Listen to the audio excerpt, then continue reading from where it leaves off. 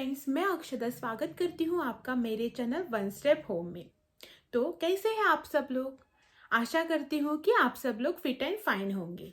मैं आज आपको दिखाने वाली हूँ मेरा फ्रीज ऑर्गेनाइजेशन, यानी कि मैं मेरे फ्रीज में फ्रूट्स, वेजिटेबल्स या फिर ग्रोसरीज कैसे रखती हूँ, वो सब मैं आज आपको दिखाऊंगी।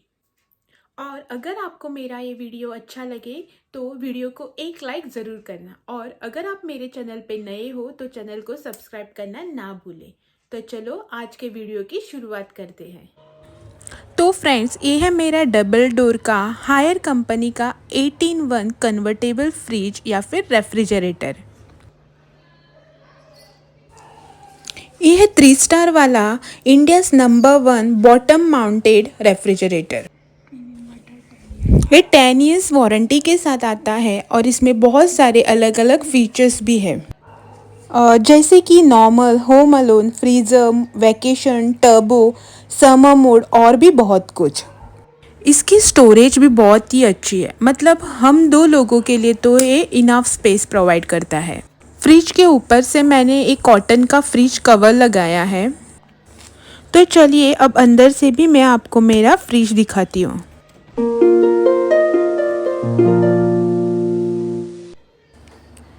इसके अंदर 3 शॉर्ट हाइटेड कंपार्टमेंट है, तो मैंने एक निकालकर अब सिर्फ 2 ही रखे हैं। नीचे है फ्रूट बॉक्स और उसके नीचे है वेजिटेबल बॉक्स। यहाँ पे साइड में ही टेम्परेचर और फंक्शन सेटिंग का गाइड दिया हुआ है। यहाँ से आप अपना टेम्परेचर अपने वेदर के अकॉर्डिंग सेट कर सकते हैं। यहाँ पे फ्रीज़र और डीप फ्रीज़र दोनों का ही टेम्परेचर आप अपने हिसाब से सेट कर सकते हैं। तो चलिए सबसे पहले नज़र डालते हैं डोर साइड की ओर, जो कि है मेरा फ्रीज का फेवरेट पार्ट। यहाँ सबसे ऊपर में दिया गया है अटैच एक ट्रे, जिसमें अभी मेरे सिर्फ 2 ही अंडे बचे हुए हैं, और उसके साइड में ही रखा हुआ है जैम बॉक्स। कभी कभार अगर ज़रूरत पड़ी तो ही हम इसे यूज़ में लेते हैं। और उसके साइड में ही रखी हुई है 2 प्योर घी की बॉटल्स, हींग की बॉटल, 2 हनी के बॉटल्स और एक कॉफ़ी बॉटल। और उसके नीचे रखे हैं मेरे सारे इन यूज़ वाले मसाले। मैं होममेड मसाला तो यूज़ करती ही हूँ, लेकिन उसके साथ ये सारे मसाले भी मुझे रोज़ के खाने में लगते ही लगते हैं। फ़िलहाल मेरे पास स्टॉक में है पाव भाजी मसाला, चाट मसाला, बिरयानी मसाला, चिकन मसाला, पनीर मसाला, और उसके साथ ही है कॉर्नफ्लावर और कस्टर्ड पाउडर। और उसी के साइड में रखे हैं जीरा पाउडर और veg and non veg Maggi cubes.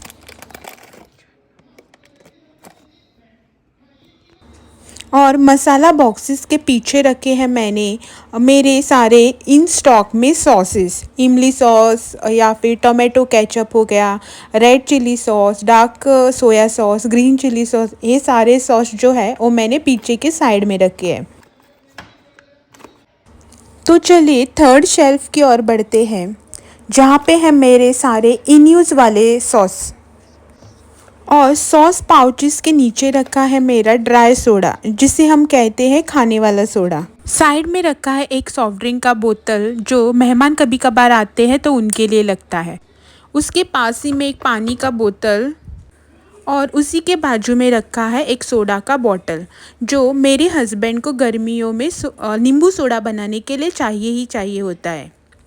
Last में यहाँ पे मेरे रखे हुए हैं पैकेट वाले मसाले और 2 रसना के पाउडर पाउचेस।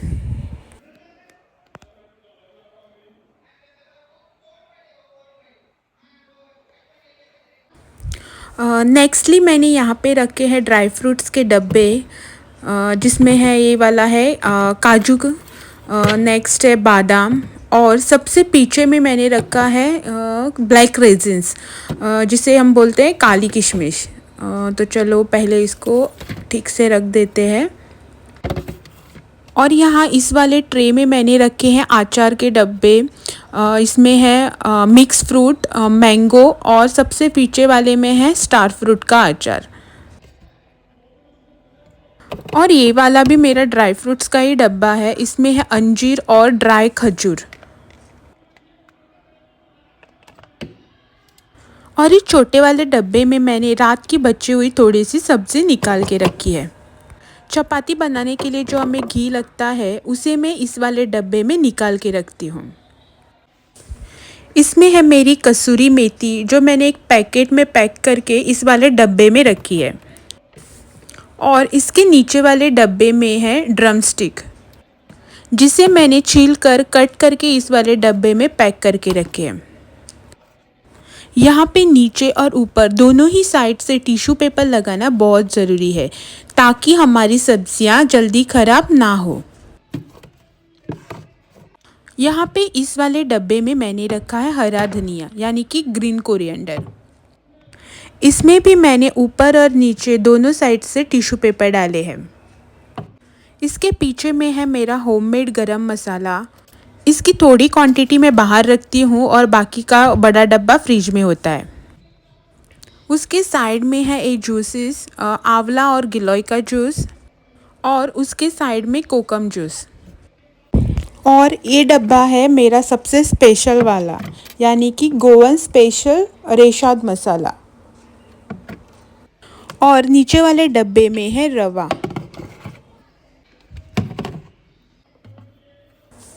और ये है मेरा फ्रूट बॉक्स। इसमें मैंने रखे हैं एप्पल, ग्रेप्स, स्ट्रॉबेरीज और एक दूध का पैकेट।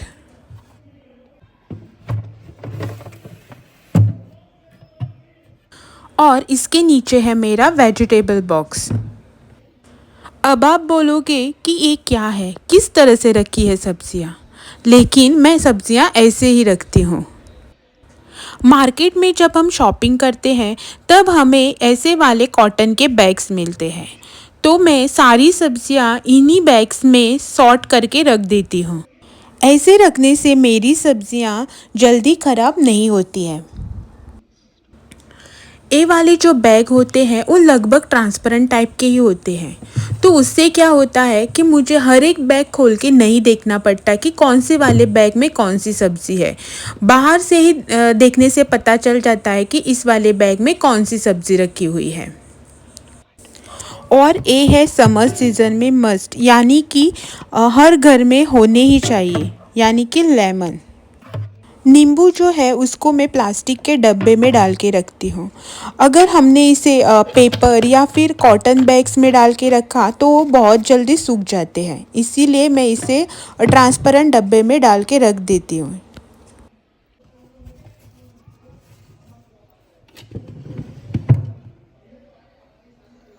तो ये था मेरा फ्रिज का ऊपर वाला सेक्शन। तो चलिए अब बढ़ते हैं डीप फ्रीज़र की ओर। इसमें ज़्यादातर मेरे ग्रॉसरी आइटम्स ही स्टोर करके रखे हुए होते हैं। यहाँ पे सबसे पहली चीज़ है अमूल बटर।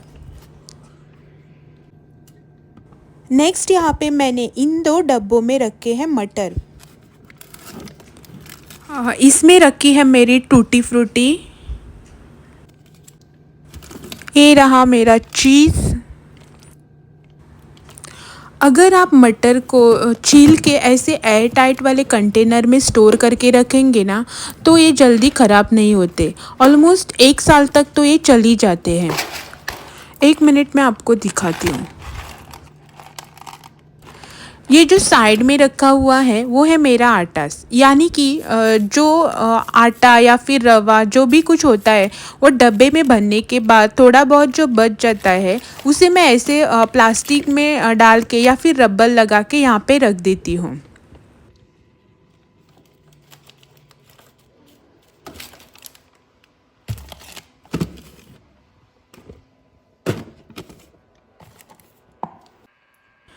इसके नीचे वाला जो बॉक्स है उसमें मैं बाकी के सारे ग्रॉसरी आइटम्स रखती हूँ, जैसे कि चने हो गए या फिर दाल, राजमा, मूंग। ये सब जो चीज़ें होती है वो मैं इस वाले बॉक्स में रख देती हूँ। सबसे नीचे में होता है ये वाला कॉटन का कपड़ा। अगर कभी भी पैकेट्स के बाहरी में मॉइस्चर आ भी जाए तो ये वाला जो कपड़ा होता है वो सारा मॉइस्चर सोख लेता है। तो ऐसे में अपनी फ्रीज को ऑर्गेनाइज रखने की कोशिश करती हूँ। आई होप कि आपको मेरा ये वीडियो अच्छा लगा होगा, और अगर आपके पास भी कोई ऐसी फ्रिज रिलेटेड टिप्स या ट्रिक्स है तो आप नीचे कमेंट बॉक्स में मुझे लिख सकते हैं, ताकि इससे मेरी थोड़ी बहुत हेल्प हो जाए। Thank you for watching.